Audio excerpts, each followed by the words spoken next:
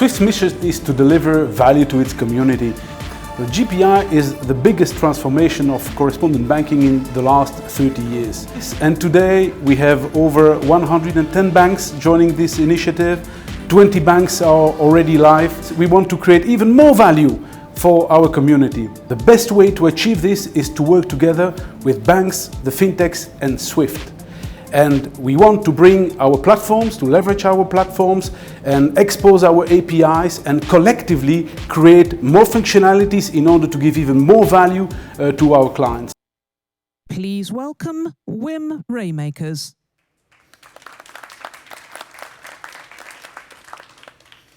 Thank you and good morning. The video clip you actually saw was from the GPI Industry Challenge that we held a couple of weeks back in September in Singapore. And our Chief Marketing Officer, Christian Sarafidis, was hosting the event. We had an interaction with over 100 fintech. 40 of them submitted proposals to work and define, explore new overlay services on the new GPI platform. 5 we selected and brought into Singapore together with 30 banks, and 2 of them came out as a winner. So guys, these are the next unicorns of tomorrow, and I'll be hosting this event this morning with those 2 winners so that we can show how we stimulate the co-creation of fintech together with Swift on our innovation platform, which is called Swift GPI. Here you see some of those pictures. Very dynamic event, 2-day sessions, workshops, banks, corporates, all about bringing that new value to the corporate treasurer. That was really our ambition. You see some of the pictures here. And the proposal was really to say, how can we improve the experience for the corporate treasurer? We know that today correspondent banking could be a bit slow, could be maybe not so transparent, and you may not know exactly where your payment is. Well, actually, that was the past. Today, with GPI, over 100 banks have come together to provide that better experience, to make those I can't a thing of the past. GPI is live, hundreds of thousands of messages, millions of payments already going through the system, where banks are providing that richer experience between a corporate treasurer in the US and another one in Germany or Asia, China, over 100 corridors, we're seeing this new experience. And that is thanks to collaboration between banks, where they have come together in order to provide such an enhanced service, but as well with companies like the 2 gentlemen representing here today. And in a minute, they will tell you what their plans are to build additional overlay services on top of this new platform. So Swift GPI is really about providing that new platform. It is a better experience. And what we would like to do is to stimulate more creativity on the edges with APIs, integrate that into the applications so that we can activate even more value for the end customer, which is the corporate treasurer. And how do we do that? Well, Swift GPI is really that platform. What we've done for the first time in 40 years is something really exciting. We have included a unique end-to-end transaction reference in each payment going over the Swift network. So now you can track and trace a payment. And not only that, because you may say, aha, that's like the DHL of payments. Yes, but actually it's better than DHL. Because DHL comes to your door, says, ding dong, here is the package, they scan and they leave, right? Well, what we do here is we deliver the payment, or banks deliver the payment to the other bank, but that bank then processes the payment, credits the account, and updates a tracker that we developed running in the cloud, accessible through APIs. So that's like the DHL experience. Here is the package, but then you open the package, you look at the T-shirt, and you say, that's the T-shirt I ordered. So actually, what banks are doing here with GPI is providing an even better experience, really end-to-end, giving confirmation of credit to the initiating buyer, to the sender of that package, of that payment. So that's quite an innovation in the core. This is the core business of banks today. It's the core business of SWIFT. This is really creating a better experience, turbocharging the platform, the engine that SWIFT provides as a supporting mechanism for these global transactions, for these global payments. On top of that, as you see, we don't stop there. So we develop additional rich data that could be accompanied with the payment. So now that we have this tracking information, you can do all kinds of exciting things using that UETR, using that unique end-to-end transaction reference. You can attach rich data, so like a secure Dropbox. And that's important because sometimes if you have an invoice to pay, that's fine. You put the reference number, but sometimes you need to pay multiple invoices. So then you need to provide richer data. Other times it can be there's some data missing. So lots of requests go back to the initiating bank, give me more data. RFI, it's called, request for information. Big burden in compliance. How can we make that better? How can we facilitate that? Another example, now that we know where the payment is a stop and recall function. Because today, if you need to stop a payment because of fraud or error, the request for cancellation is actually chasing the payment because the payment is already on its way. You're trying to catch up and say, well, stop this payment. Today, not so efficient. But now we know where the payment is. We can shoot a request for cancellation directly to the bank where the payment is and even put a stop on the network. So a much more efficient way to help in case of fraud or help in case there was a mistake and the payment needs to be revoked. So all kind of new exciting ideas. And what we would like to do is to stimulate, together with the fintech community, the whole ecosystem of fintech, stimulate even more co-creation, more value added on the edge that leverage this new exciting platform using APIs. There you go, I used the word exciting. Fundamentally exciting. And I think it is. And I'm not here alone to bring that story to you. I'm doing this here with my two friends, winners from the FinTech Challenge, who will talk about the overlay services. So you see the box. It's a big box, and we want this box to be big, because I think there's so many exciting opportunities out there for co-creation. And that's really the message today. We want to provide this new platform on top of which we can co-create, on top of which we can stimulate this creative, this collaborative innovation. That's really the message I wanted to bring. Of course, my friends will talk more about their ideas, their companies, but of course we are here the rest of the day to continue the conversation. So come and see us afterwards, come and see us on the stand or in the various sessions. We have an engagement program as well through InnoTribe to continue the dialogue with the fintech ecosystem. So that was my message in short. And now I'd like to hand over to James. Thank you, Wim. Good morning, my name's James Higgins, and I'm the Product Director at AccessPay. We're a UK fintech based in Manchester, and we're in the business of providing and building software solutions for our customers, who are both corporates and the banking community. And we build those solutions around a couple of key themes, around connectivity, so allowing a corporate to connect to its multi-bank portfolio to make payments, scalability and efficiency, making it really easy to do so, transformation, ensuring that whatever payment formats they send to us, when it reaches the bank, it's going to straight through process, because we do a process of transformation. On the cash management side, then, we provide multi-bank cash visibility. We provide intraday liquidity reporting and forecasting.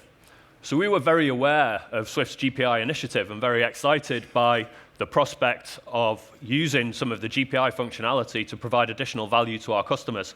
So when the opportunity to participate in the industry challenge arose, then it was far too good to pass up, and we were fortunate enough to be selected to go out to Singapore. So some 6 weeks or so ago, myself and our CEO, Anish, landed in Singapore with a suitcase full of fantastic ideas of overlay services we were going to build. Interestingly, the overlay service that we're actually going to move forward with bears little resemblance to any of those ideas that we arrived with. And that's a great news story, actually, because it's different than our original preconceptions, because we had the opportunity through this fantastic 3-day process of co-collaboration with both Swift and the banking community to not only understand from Swift the art of the possible and what could be done with GPI, but from the banks as well, what the real challenges were that they're seeing from their customers. And allied with the research and the information that we're getting from our own base of over 500 corporate customers, we think what we've ended up with is a value proposition which solves problems not just for the corporates and our existing customers, but for the banking community as well. So what is that solution? Well, the problem that we're trying to solve, so AccessPay is in the business right now of, on the cash management side, solving a problem for the corporate treasurer around real-time visibility of your multi-bank cash positions. So we said, well, GPI, this fantastic source of really rich data, can enhance that for the corporate treasurer, because for the GPI tracker right now provides the banking community with a view of a remittance and where it is in the chain. But actually to the corporate, what's really valuable to them is, what am I going to get today? What is coming in? What receivables am I going to be getting? And whilst some of you in the banking sector may say, well, these kind of tools exist in the form of pre-advices, etc., the data is not rich enough to provide reliable prediction and forecasting to the corporate. So our solution is that we are going to surface some of the rich GPI data to that corporate via polling of the GPI banks. And we're going to give them accurate and reliable information on the receivables that are coming to them, allowing them to forecast in advance their end-of-day liquidity position. And we're going to do this by showing them not just the receivables that have been remitted, but when they've fallen over and they're no longer going to be received on the original intended value date. We're going to show them charges that have been deducted, FX rates that have been applied to corporate payments. Now, sure, the banks could go and build these types of solutions, we acknowledge. But the benefit of doing it this way and building these overlay services using an organization like AccessPay is that we can do it standard. We can build a standard solution which aggregates this information across a corporate's portfolio of multiple banks.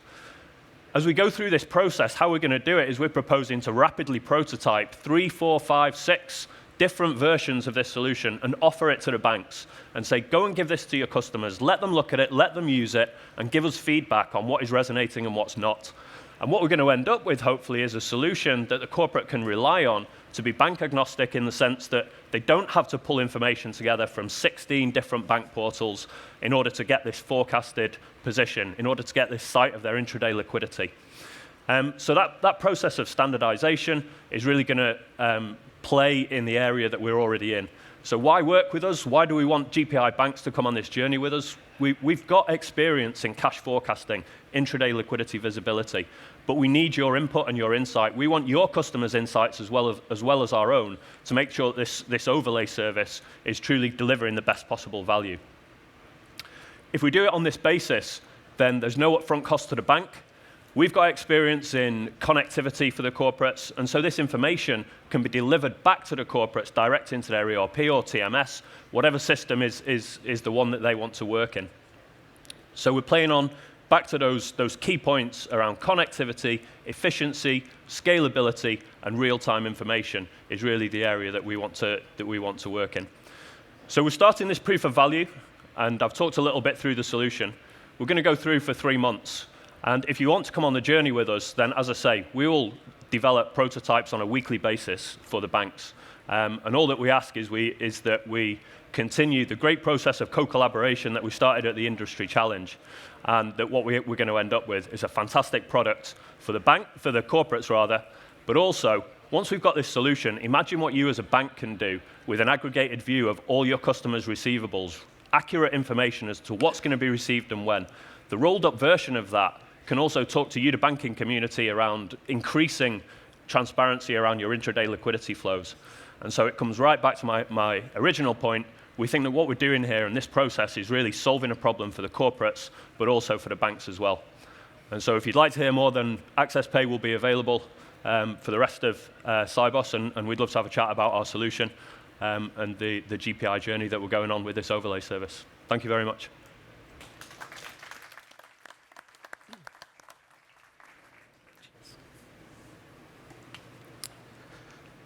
Good morning. My name's Simon Jones, and I am the CTO and one of the founders of Assembly Payments. Assembly Payments provides payment solutions to marketplaces and platforms. So think lots of buyers, lots of sellers. We provide merchant facilities. We provide services like digital wallets, escrow services, fraud protection, so a number of services to marketplaces. In addition to that, over the last 12 months, we've been providing those same services to banks. So as we've been able to provide these services to marketplaces, we've actually overlaid our service on top of bank services. And so banks have come to us and said, can we actually provide those services to our customers? And we said, sure. We can provide those very same APIs to your banking customers and provide those as a white-labelled API. Now, we were very lucky to be selected to attend the Swift Industry Challenge in Singapore. It was a fantastic event, 3 days of co-collaboration with banks and trying to understand some of their problems and also some of their corporate customers' problems. It was a privilege to work through some of those problems, and what they told us their customers were encountering were things like issues with cross-border payments, things like human error, where people were putting incorrect amount or incorrect bank details in, and those details resulted in funds being transferred to the wrong account. They also told us that they were seeing large amounts of email fraud. So they were seeing potentially huge instances of fraud in the US alone, $5.3 billion in fraud last year from email fraud. And that's where a fraudulent actor will actually update an invoice with their own bank details, and they'll send those details through via email, and those funds will be transferred to the wrong account. They also told us that reconciliation was difficult. While Swift GPI provides that rich data and that status tracker, there was also a disconnect between the request for payment and the actual receiving of that payment, and it was difficult for them to reconcile that information. And so together we came up with a solution called Request to Pay. And Request to Pay, like the name says, allows a corporate to initiate a request for payment. They can provide information like their company details, terms of trade. They can provide an invoice or other agreement information. And the request for pay is transferred over the Swift GPI message service to the recipient, their customer, that is going to then ultimately make the payment. Their customer is able to verify the details within their internet banking portal. They were able to see the invoice, verify that those details are correct, and then initiate payment. And so this means that human error is taken out of the equation. It also means that it's a closed loop, so you're not going to be sending emails with invoices around. And one of the other great things is that it also ties the reconciliation back to the original request for payment. So you're able to see, using the UETR that we mentioned before, you're able to generate that UETR right up front, and then that follows through with the request through to the actual initiation of the payment and then all the way back. And then as those funds are settled, that reconciliation is a whole lot easier. You're able to reconcile using that same reference. So the next phase for us is to actually do a proof of value.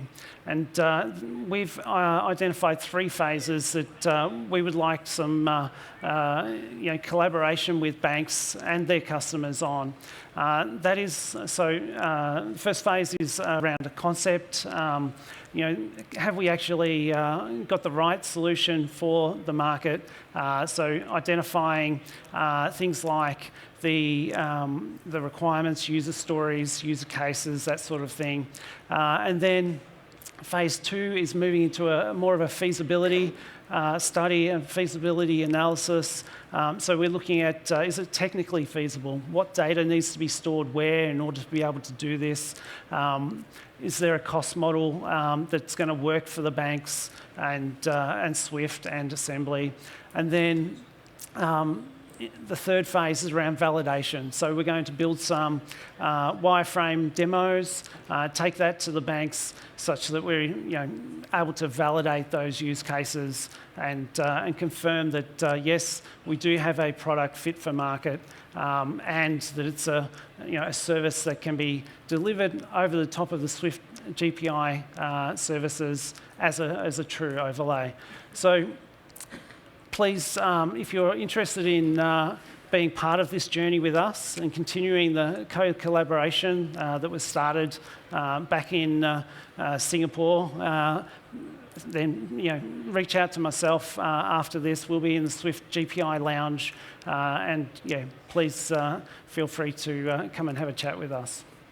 Thank you. Excellent.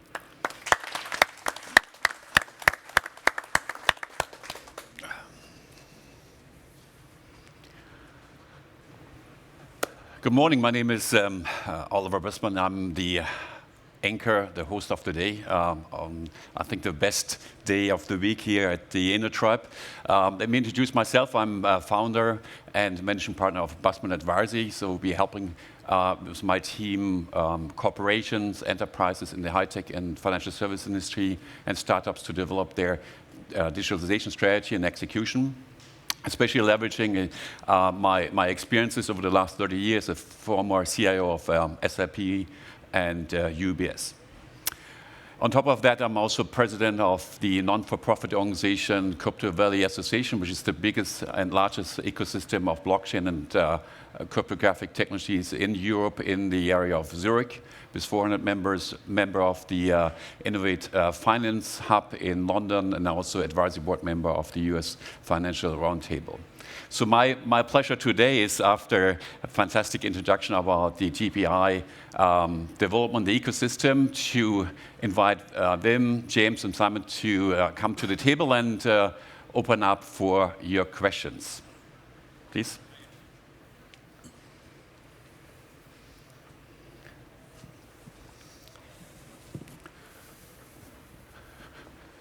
So, who likes to start?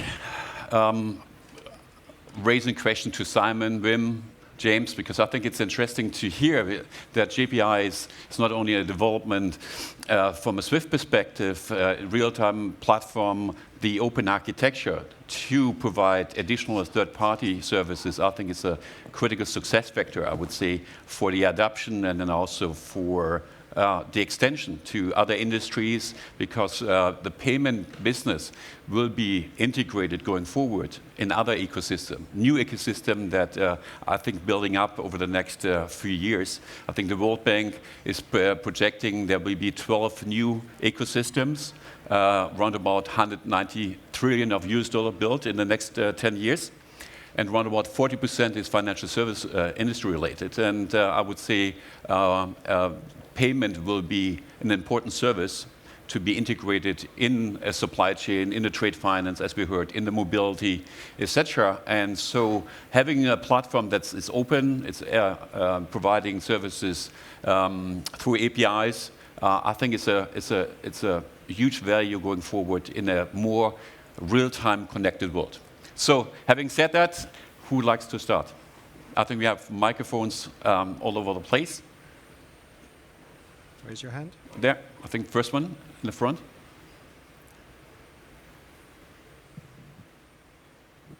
Thank you. So my question is for Wim, and it's about the role of fintechs in developing this ecosystem. So why fintechs? Why not larger, more established players? Well, I don't think it's a question of mutual exclusive here, because we have both. So we do have a program to work with what we call back office vendors. It's a certification program because it's critically important that the GPI basic conversation is integrated in the bank's back office systems. That's where payments come out, that's where payments go in. And we have several vendors here at Cybos on the exhibition who have GPI-ready applications. So we're doing that.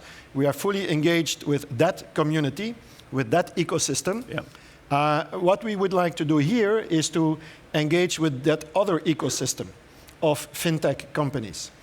So if it's an established company or a fintech company, we're happy to work with both. And I think both have an important role, both in the integration in the really back office systems, as well as in the development of overlay services that actually leverage that new platform supported by back office application vendors. So I think it's synergy in that sense, and they go very well together.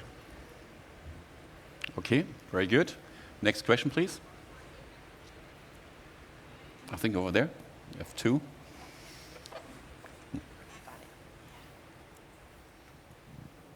Good morning. Mine is an operative question. We are onboarding bank. If I am not in the tracker page, how do I know that a stop payment has been entered? Do I have, or would we have an alert to my email or something, or I must be in the tracker all the time? So the idea is that you would be part of that tracking chain, indeed, so that you can fully benefit from that. So we have a program for banks to join GPI. Over 100 banks are already on. We're looking to really make that part of the SWIFT ecosystem. And we are also extending that tracking capability within the entire SWIFT network. Okay, so tracking, you could see like a basic service going forward within the entire SWIFT community. And then there could be a standard SLA level on top of that, providing additional value. And maybe even going forward, an additional service level, because in many countries, we're now talking about real-time payments supported by XML conversations. So I think that's maybe a way to look at a basic tracking capability, really enhance, go to the next level of value. On top of that, confirmation and SLAs, which is for the benefit of the corporate treasurer. And then why not build even further SLAs on top of that? So then it depends where, as a bank, you want to play. What value do you want to provide to your corporate customer, including rich payment data, including stop and tracking. But the idea is that gradually we really want to bring all of these features actually as the new normal within the whole SWIFT community. Okay, I think there's another question over there. Yes. Hi, my question is for Simon. These notifications, will they go through SWIFT network, through FIN essentially, or is it out of band? So it'll be primarily through the SWIFT network, so over the SWIFT GPI message service. Will the banks have to pay for this additional traffic? That's one of the things that we'll be looking at through the cost model and that second phase of that proof of value. So we'll have to look at all of the costs that may be involved and determine, if there's an actual model there where banks can actually, pass on those service costs to their customers. And the last question, if I may. It's a good thing, but it looks like it would make real sense only if it's integrated really at the SWIFT interface point. Otherwise, it's just another breaking point. One message sent, the other one was not sent for whatever reason. You have to send it at the same time and track the progress using the same tools. Is it the plan? Exactly right. So definitely this will run over the Swift GPI network, definitely. Okay. James, any comments from your side? I think that your point about integration and having all the information provided as in one place is key. And absolutely, we plan to for our service, then we're going to be using the GPI tracking information by pulling APIs from the GPI-enabled banks and then surfacing that data to the corporate in whatever form they want, really. So it could be scheduled reports, or it could be direct into their ERP or TMS system, because we've got experience of integration. On the commercial model, you mentioned about incremental cost, and I think the feedback that we get from the corporate treasurer on the corporate side is they don't want to see GPI become a whole series of incremental costs to take advantage of this service. And certainly from our perspective, that's not where we're going with our solution, because actually, ultimately we'll build this thing and we'll give it to the banks. Because we have, then there's other products, and I mentioned around cash management, that we can then benefit in terms of getting exposure, additional customers exposed to those products. So we don't see this as, a massive charge or any charge really for the corporate. Your case is very different than the other gentlemen's, right? You may be integrated with a treasury system on the client side and completely dissociated from the real-time progress of the messages. His stuff is really integral part of GPI. Anyway, thank you very much. Okay, thank you. I think maybe just to build on your point, and where I see the two come together is because James was talking about incoming visibility, predictability. Well, if you think about it, if you send the invoice, you present a bill to pay, that is already part of that conversation, right? Because you know that you will need to pay. And maybe that can even lead to microfinancing, because you could go to your bank and say, I need to pay this invoice, but I can't right now. Can you factor this invoice? Yeah, so it leads, at the end of the day, it needs to go into the treasury management system of the corporate, because actually that's where the money is being paid and is being collected into. So it's like closing the loop, right? And I think that's how actually the two could actually work together in that sense. I think that the two things, as you say, Wim, it's trying to eliminate some of the manual process of reconciliation for the customer. So if they've got receivables that are coming in and we're providing accurate, detailed information about those receivables into the ERP system that can be then matched against accounts receivables, then it's eliminating a lot of pain, not just for the corporate treasurer, but for back office staff, manual processes at the corporate level as well. Yeah. And on the return side, if the payment is not reconciled because the details were not entered correctly, you have a pending invoice. And what happens is that the credit manager at the seller, he will just see the credit line go up. And at a certain point in time, he will say, stop selling, right? Because you've reached your credit line. So it is very important that the open invoices are cleared, and then e-commerce can happen again. So that's also where the invoice needs to be reconciled.